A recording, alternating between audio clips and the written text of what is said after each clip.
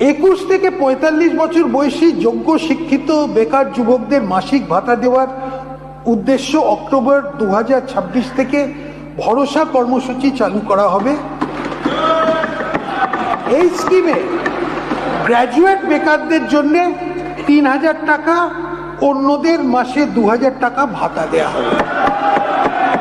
এই কর্মসূচি যে সকল পরিবারের আয় 1 লাখ টাকার কম এবং যারা অন্য কোনো সামাজিক সুরক্ষা প্রকল্পের সুবিধে পাচ্ছেন না, এইসব পরিবারের প্রার্থীর জন্য প্রযোজ্য হবে।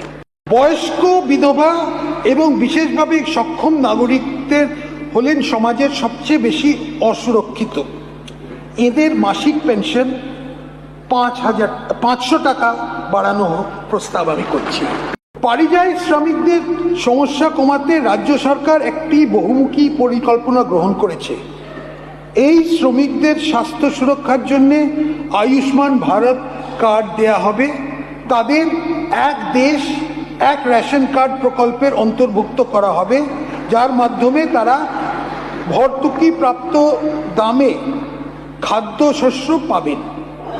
আমাদের সরকার রাজ্যের অভিবাসী প্রবণ এলাকায় বাস করা মানুষদের মধ্যে প্রয়োজনীয় দক্ষতা বিকাশের মাধ্যমে বিকল্প জীবনের সুযোগ তৈরি করার বিশেষ উদ্যোগ নেবে।